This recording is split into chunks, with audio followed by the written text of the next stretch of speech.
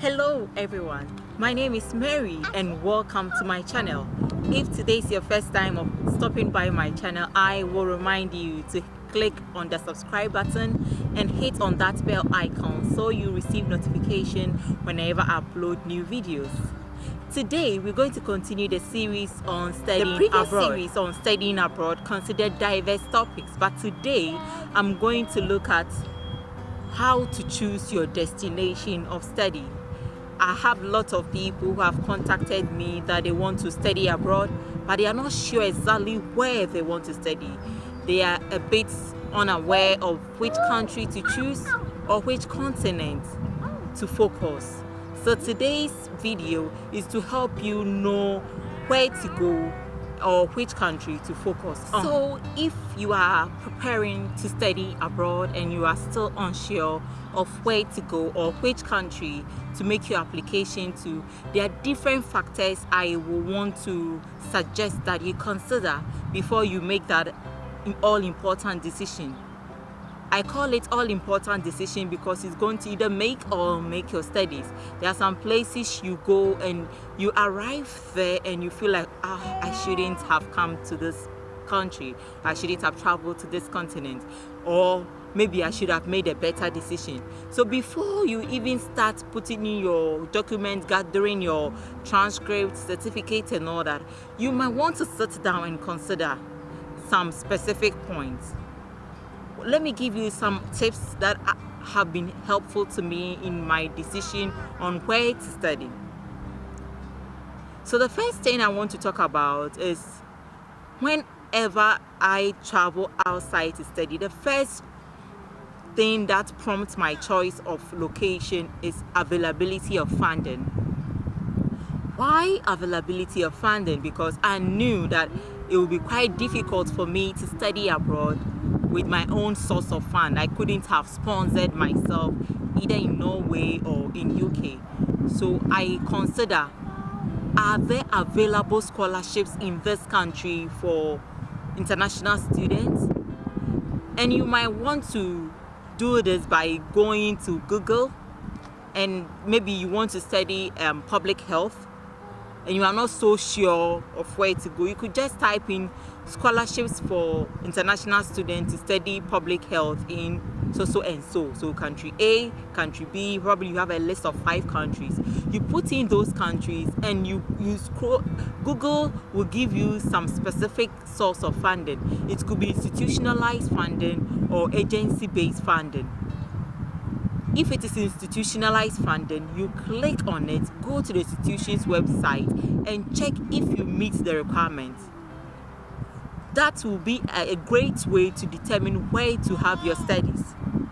If you do not care so much about funding, that is, you are willing to sponsor your own studies, you might still want to consider the cost of living.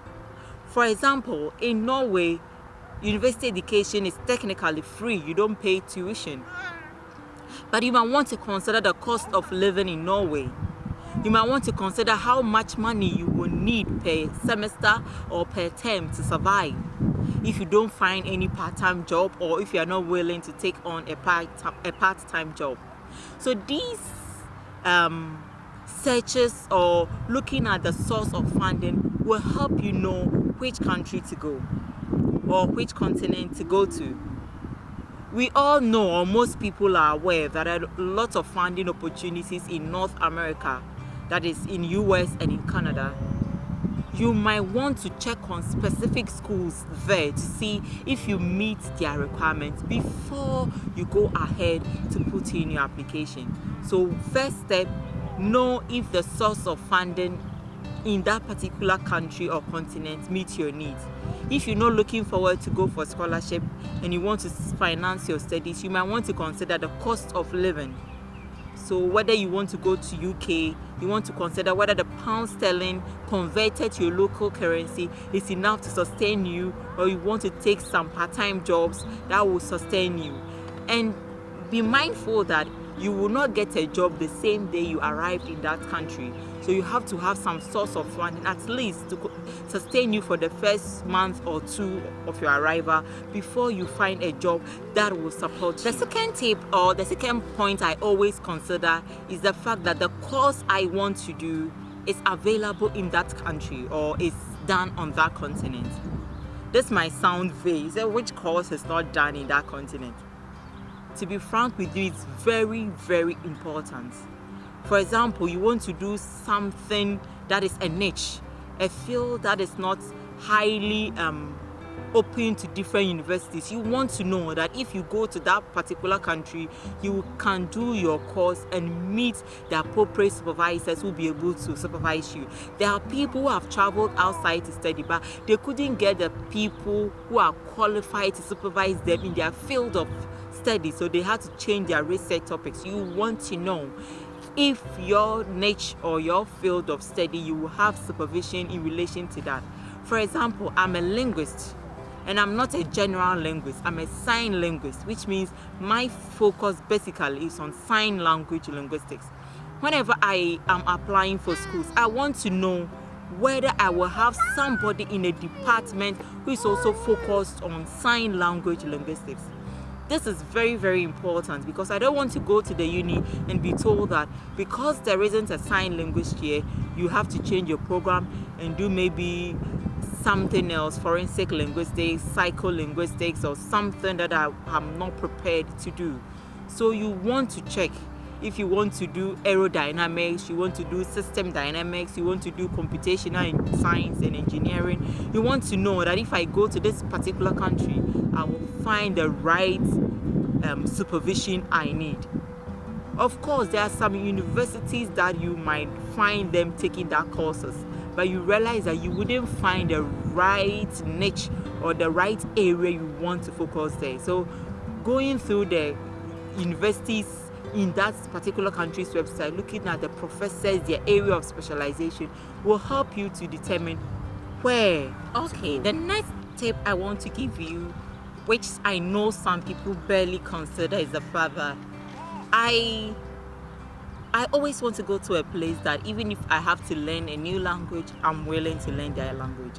This is very, very important, and I do not want you to miss that, because you don't want to go to a place that you will have to be indoors all the time. You can't speak to anyone. There are no people from your country around, and you yourself, you are not willing to learn.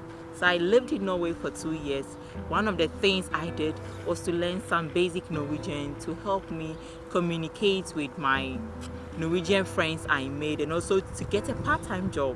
If you are not willing to learn, you might go with funding. The only thing you will do would be to have your studies, be there for as long as your study takes you, but you will not assimilate into the culture of the people. You will not have friends, because if those people you have around you do not speak English, then you are stuck. So language is very, very important. If you are not willing to learn any language that is difficult, at least the basics to get you going, do not, and I mean do not, choose that location for your studies. It's very, very important. Okay, and even as we progress, there's something that is very subtle, people barely consider, but I want to share it with you. Maybe you have some religious beliefs, or you have some ideologies, and you want to live in a place where those beliefs and ideologies are welcomed. I will advise that you consider that in your choice of a country, because you don't want to go to a place where you cannot practice your faith, or you cannot do the things you believe in. Another important point I want to raise about selecting a country of study is the possibility of migration. You want to check if the migration policies for that specific country for international students are tough, or they are very welcoming to international students. Because if you want to relocate to that country after your study, if you want to change your study visa to work visa, or possibly permanent residence, or maybe become a citizen, you want to know how tough or how soft the immigration laws are in relation to international students. These things I've shared with you today are not an exhaustive list. These are just one of the many reasons I consider as very important for you to factor into your plan of choosing a country for your master's, PhD, or even bachelor study. Once again, it's great to have you here with me on this channel, and I hope to see you again next week. Do not forget to subscribe, and we shall continue the discourse on studying abroad.